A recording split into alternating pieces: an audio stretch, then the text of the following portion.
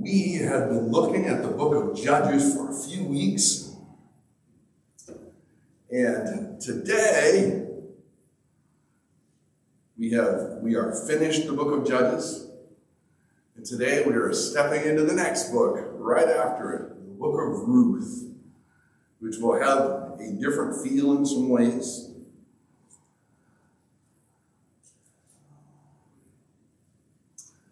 In the book of Ruth, we find hope. One of the things that's interesting about the book of Ruth is we've been talking for the last few weeks about the book of Judges. If Judges is summed up, you might sum it up as this: when people turn away from God and worship themselves instead of God, things get really, really dark and ugly. And there are some things in the book of Judges that are just messed up. Why? Because people have turned away from God and they worship themselves instead of the Creator. So in the midst of that mess, the book of Ruth takes place at the exact same time. The book of Ruth takes place during the era of the Judges. But it's a very different book with a very different feel. I heard a story, and maybe some of you have heard this, but there used to be this bustling little town in Maine called Flagstaff Village. It was very involved in the lumber industry years ago. And right next door to Flagstaff Village was Dead River Plantation, another little town.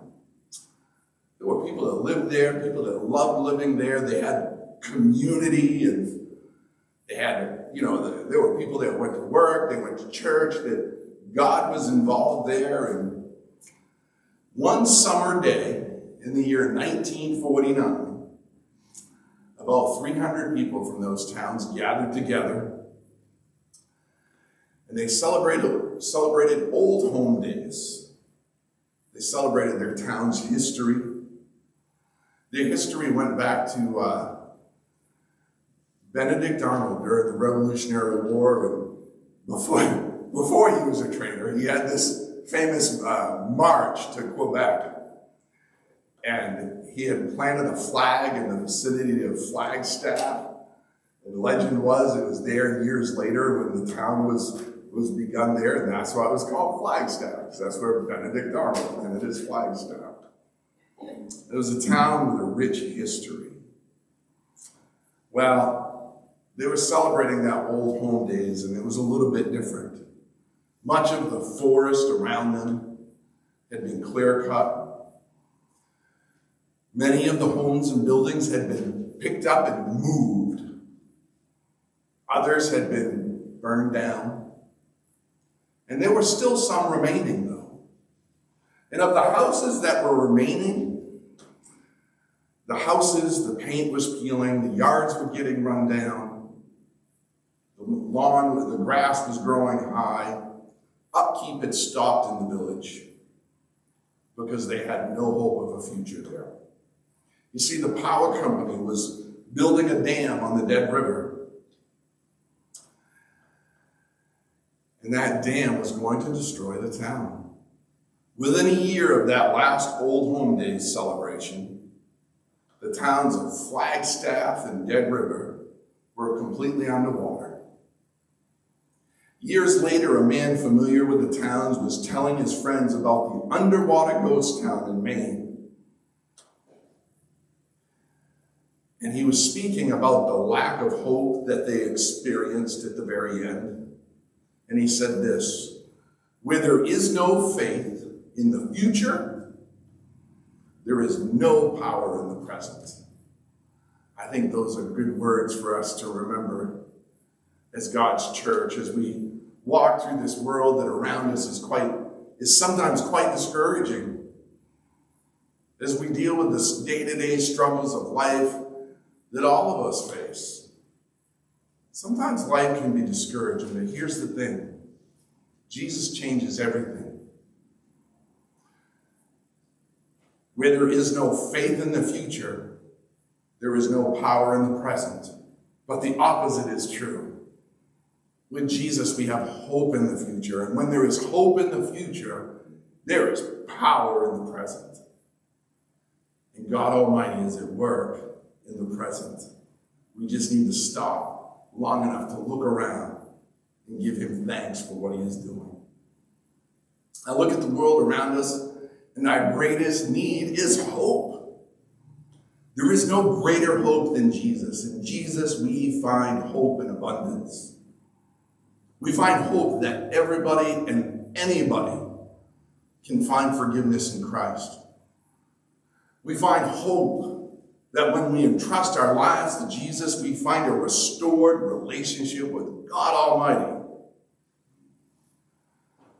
We find hope that by the grace of God, through faith in Jesus, we can love God with all our heart, mind, soul, and strength, and then love others as we love ourselves. We believe he can do that in our life. In Jesus, we find hope that together as the people of God, we can love, encourage, and equip each other along life's journey. We have hope that Jesus makes a difference in our lives. We have hope that Jesus can make a difference in everyone's life. For some, that hope is hard to grasp. For some people, that hope sounds more like a rumor, and they think that's too good to be true. It sounds like a rumor. It seems like that hope just isn't as immediate as they want it to be. And it can feel like a rumor, but we know the truth. The hope we have in Jesus is more than a rumor. But some will struggle and they'll say, how could God really forgive me? How could God really heal me? How could God still use me after that? How could God bring something good out of my life with everything that's gone on in the past? Some people feel that way. And the truth is, of course he can. God can do these things. The hope we have in Jesus is more than a rumor, it's reality. There's an old chorus we used to sing that sums it up well. Something beautiful, something good. All my confusion he understood. All I had to offer him was brokenness and strife. But he made something beautiful of my life. I bet you guys remember that. What a powerful chorus that was. God takes the broken and he makes something beautiful with them. It's not a rumor. It's a reality. So the book of Ruth takes place during the time of Judges. It was a dark time. But the thing was, God was still at work in the midst of the darkness. During a time when Israel was rebelling against God, a God God who had done so much for Israel during their history. And yet, during the time of Judges, they didn't want God as their king. They wanted to each be their own king.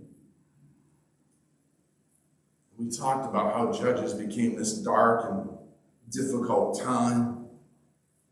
The line at the very end of the book of Judges, the last verse, it says, in those days there was no king in Israel. Each person did what they thought was right for them, I might add.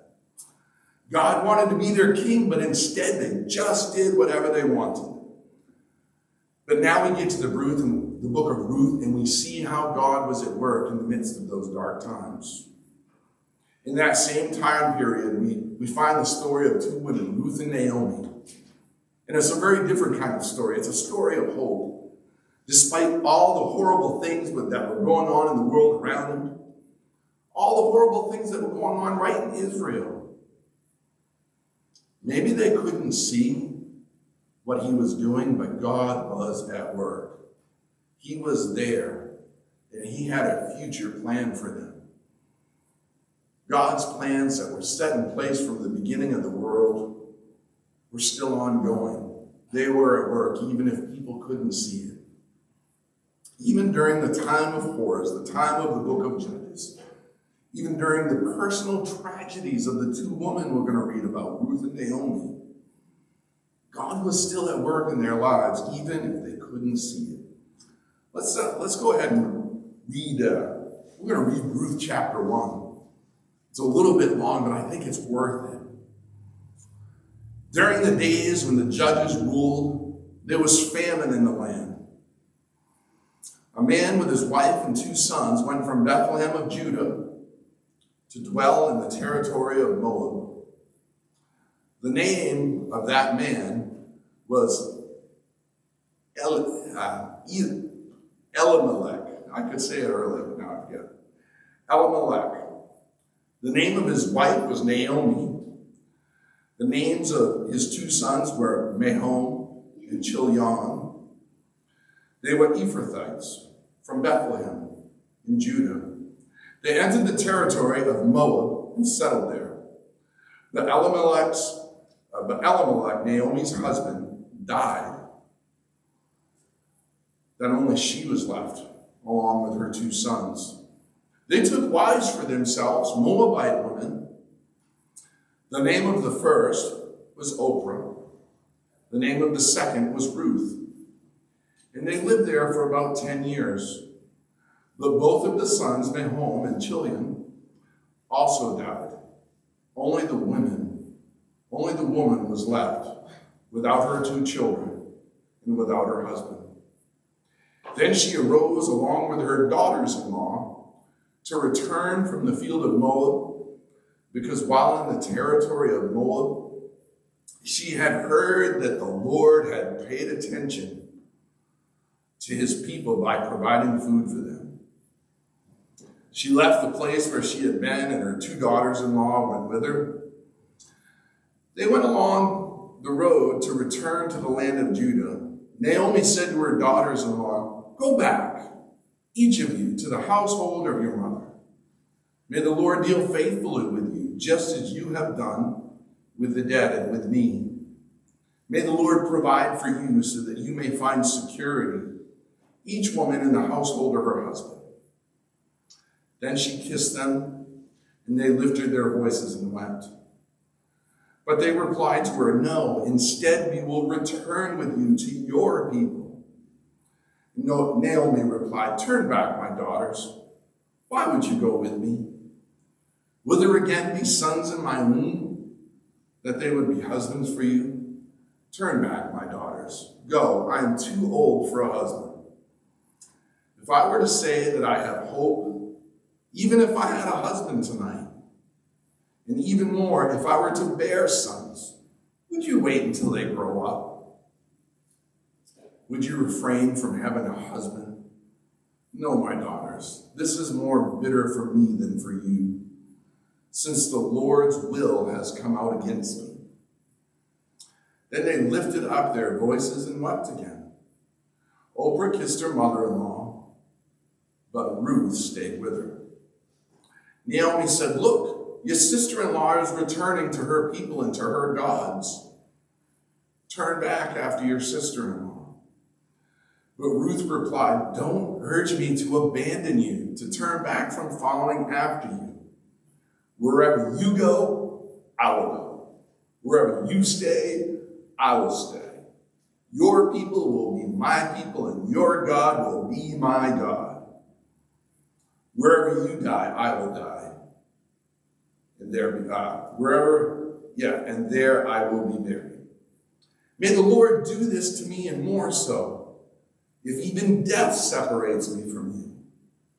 When Naomi saw that Ruth was determined to go with her, she stopped speaking to her about it. So both women went along until they arrived in Bethlehem. When they arrived at Bethlehem, the whole town was excited on account of them. And the women of the town asked, "Can this be Naomi?" And she replied to them, "Don't call me Naomi, but call me Mara, for the Almighty has made me very bitter. I went away full, but the Lord has returned me empty. Why would you call me Naomi when the Lord has testified against me, and the Almighty has deemed me guilty?" Thus Naomi returned, and Ruth the Moabite, her daughter-in-law, returned with her from the territory of Moab. They arrived in Bethlehem at the beginning of the barley harvest. We'll read more of this story next week. Naomi and Ruth experienced tragedy. It's the only way to talk about it. They experienced tragedy. Poor Naomi. Their family was starving. Her and her husband and their sons go away to a foreign land. They go to the land of Moab. They leave behind the nation of Israel. They go to Moab. And then her husband dies. And if that weren't bad enough, her 2 sons die. Her sons had married these 2 women. They hadn't had any children yet, apparently, and now they were without any men in their life. And that was perhaps more challenging in that culture, in that time, in that place. This was a brutal time. And Naomi was a widow. Who would care for her? There was no welfare. When her husband died, she at least had sons to care for her. But then tragedy struck again, and now her sons were gone. Who was going to care for Naomi? Who was going to care for her sons' wives? In verse 6, Naomi essentially hears a rumor of hope. It says that while in the territory of Moab, she heard that the Lord had paid attention to his people by providing food for them. She heard a rumor of hope that the famine was over in the land where she came from. The land of Israel, the land of the town of Bethlehem where she came from, she heard there was food. There was a rumor of hope. But when it comes to hope, there was hope for her daughters-in-law. They were younger. It would be easier for them to find husbands who would take care of them.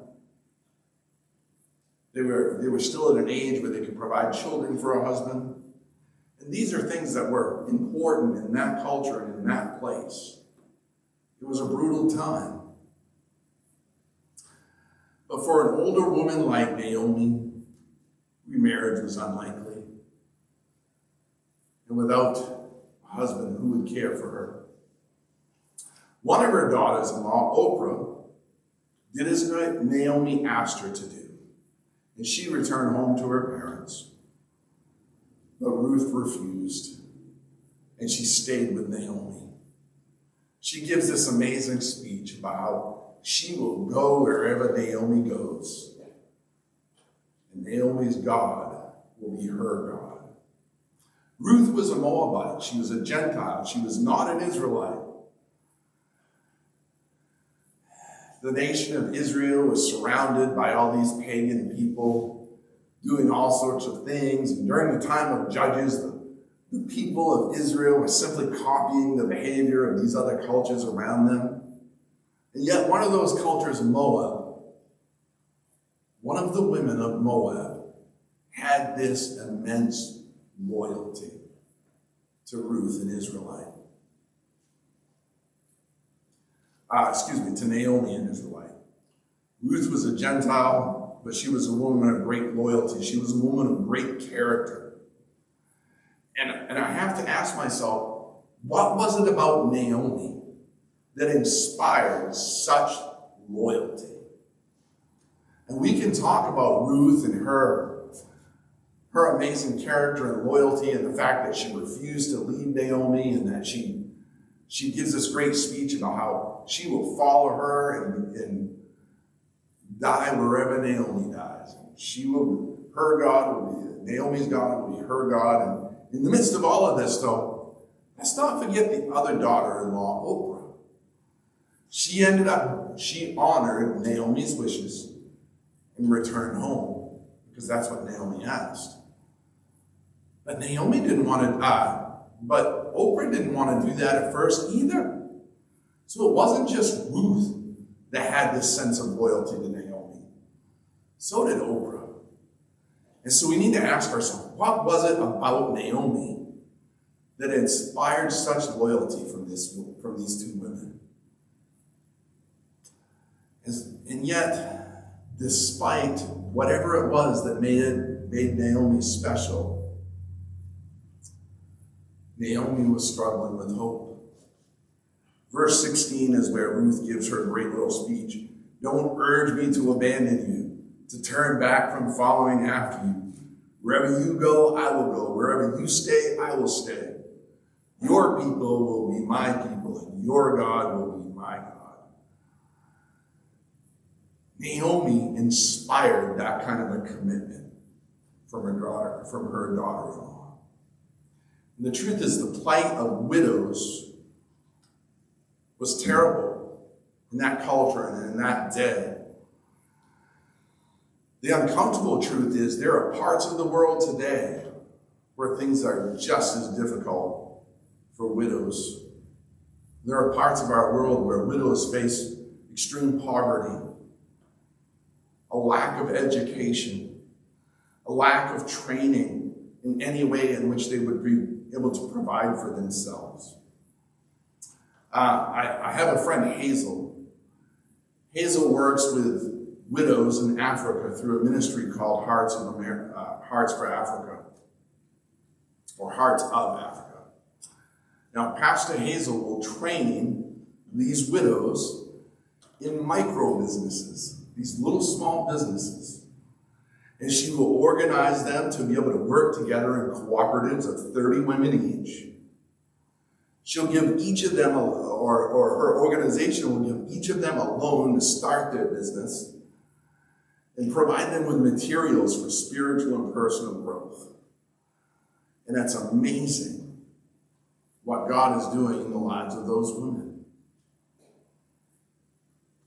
It's pretty amazing. And yet it's sad because their plight is desperate. But through the kingdom of God, they find a glimmer of hope. They find a rumor of hope. And they were able to start these little businesses to provide for them and their children, to work together, to add some security to what they're doing. It's amazing what God can do through his people. But it's amazing what God can do in the life of an individual. And God changes people's lives. Sometimes he uses the people in his kingdom to do it. Now, for Ruth and Naomi, there was no one like Hazel to come to their rescue.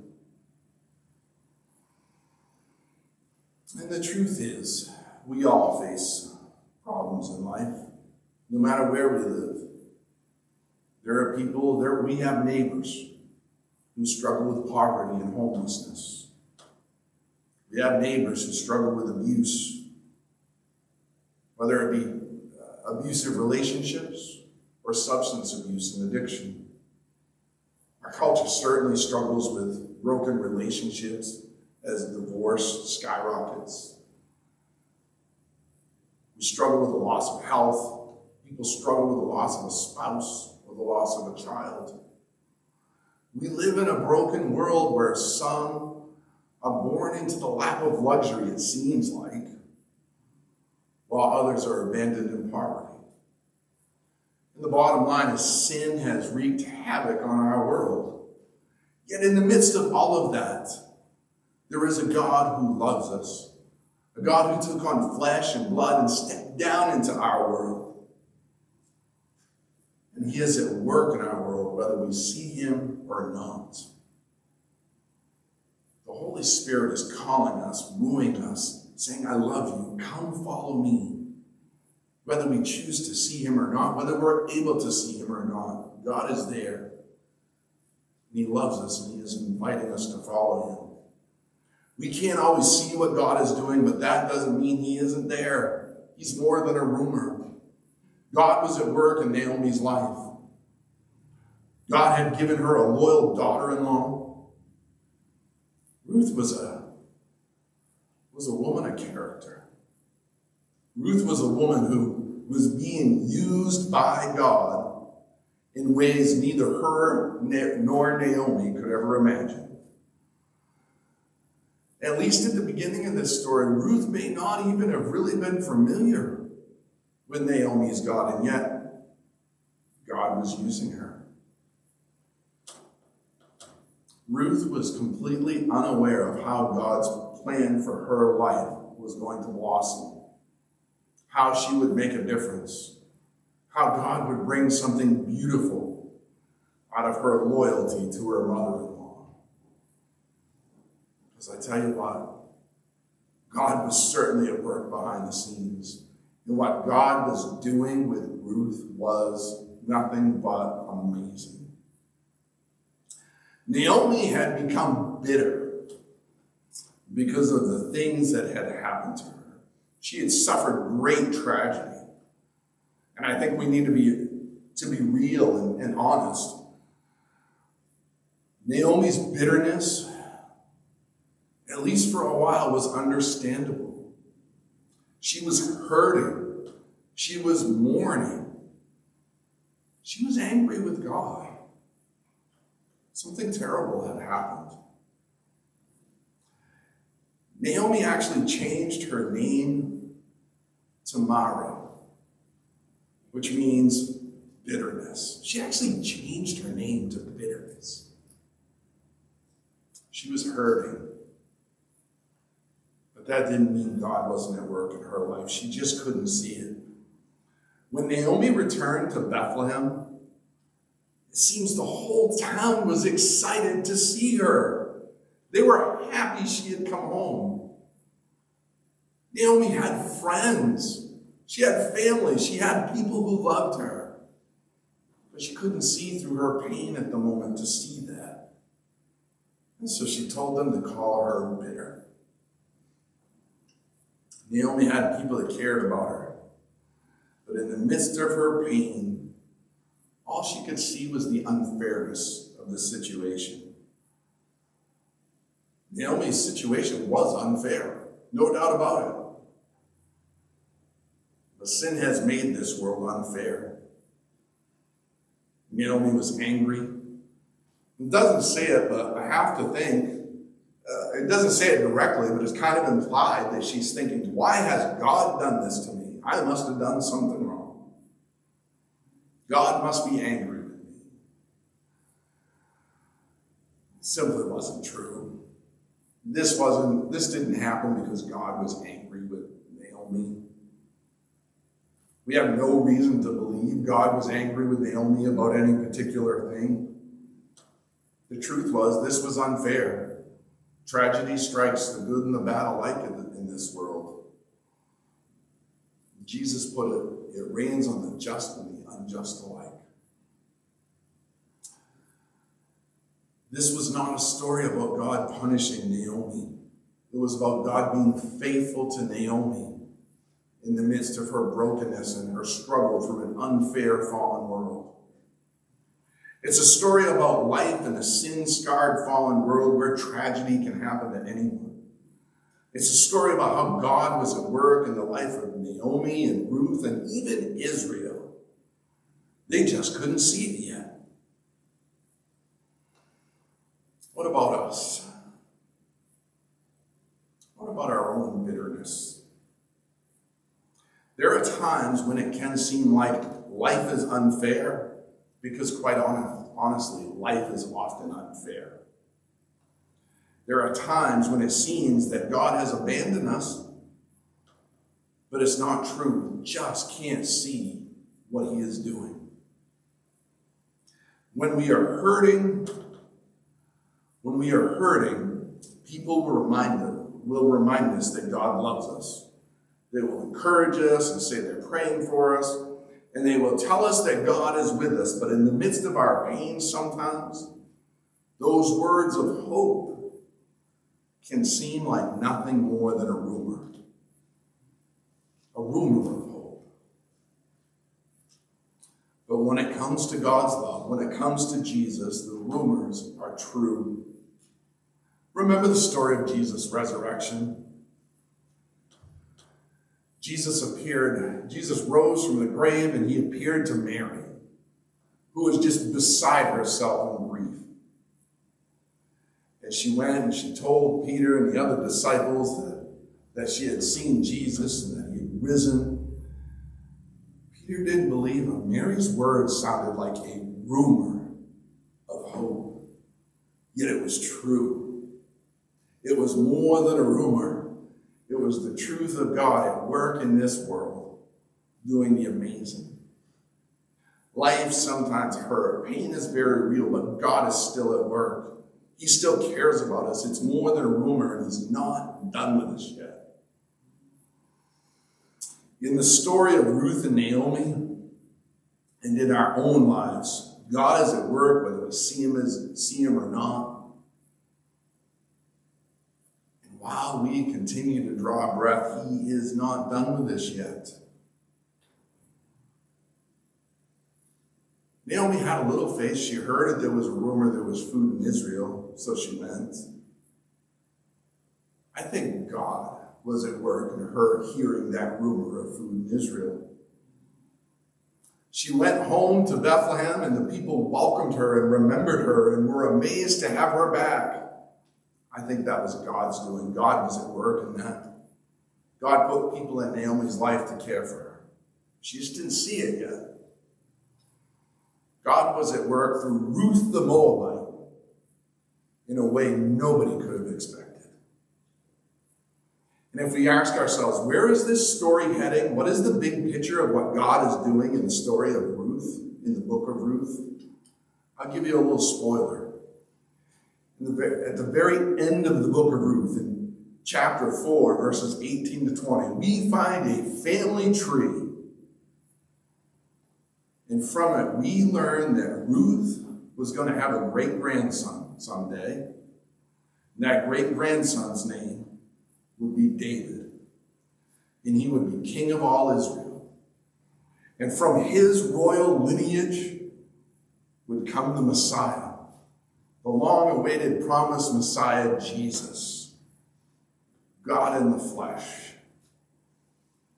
God was at work in Ruth's life, leading towards the greatest moment in history. Ruth was a part of that story. God was at work in Ruth's life.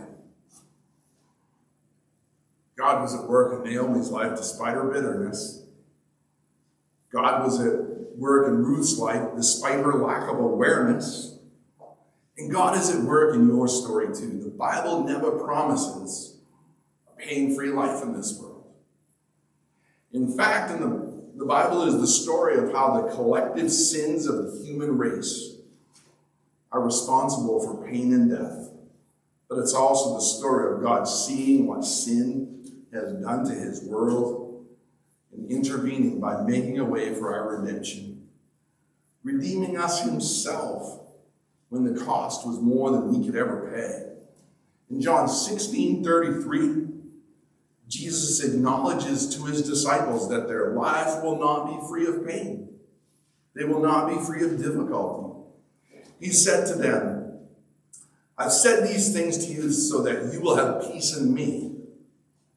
In the world you will have distress. But be encouraged. I have conquered the world. That same promise holds true for you and I. In this world we will have distress. There will be pain. There will be things that are unfair.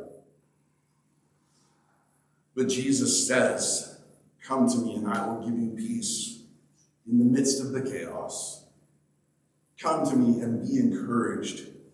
The world may be unfair. The world may be full of bitterness. But fear not. Jesus has overcome the world. And there is a hope and a future in him. And where there is hope for the future, there is power in the present. Whatever you're going through, whatever you've gone through, Jesus says, come to me and I'll give you peace. Come to me for I have conquered the world. Come to me and I will give you hope. There is hope in Jesus, and it's not just a rumor. In Jesus we find real, true hope. And in that hope, real, true power in the present. Let's sing one last song as we close. For his is the power and the glory forever and ever. Amen.